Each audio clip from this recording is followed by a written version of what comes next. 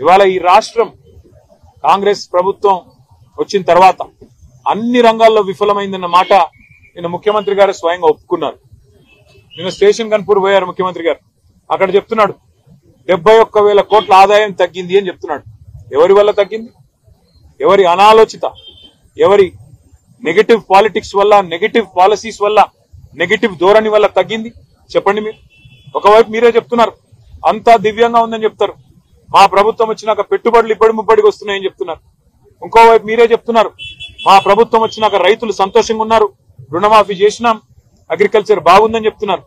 మరొక వైపు మీరే చెప్తా ఉన్నారు రియల్ ఎస్టేట్ రంగం బాగుంది, అంతా బాగుంది, ముఖ్యమంత్రి గారు 18 గంటలు పనిచేస్తున్నారని డబ్బా కొడుతున్నారు. మరి అంతా బాగుంటే 71,000 కోట్ల ఆదాయం ఎట్లా తగ్గింది? అంతా బాగుంటే తెలంగాణ తిరోగమనం వైపు ఎందుకు ప్రయాణం చేస్తున్నది? తిరోగమనం వైపు ఎందుకు పయనిస్తున్నది? దీనికి సమాధానం ఉందా?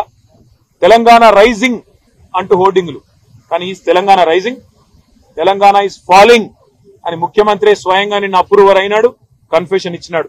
అవును, తెలంగాణను నీ పరిపాలనలో ఒక పిచ్చోడి చేతిలాగా రాయిలాగా మార్చినావు. పిచ్చోడి చేతుల రాయి ఎట్లయితుందో ఇలా ఈ రాష్ట్రం ఒక పిచ్చోడైన రేవంత్ రెడ్డి చేతిలో ఆయన విధానాల వల్ల, ఆయన నెగటివ్ పాలసీల వల్ల ఈరోజు ఒక్క వర్గం కూడా ప్రజలు సంతోషంగా లేని పరిస్థితి వచ్చింది.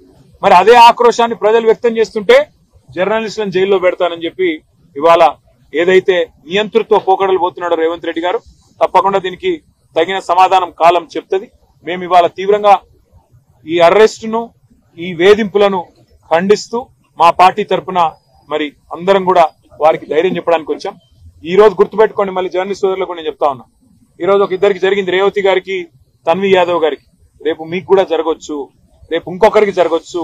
వాళ్ళకి జరిగిందిలే మనకేమి నిర్లిప్తంగా ఉంటే, ఉదాసీనంగా ఉంటే రేపు మీ మీద కూడా పడతారు, మిమ్మల్ని కూడా లోపల పెడతారు.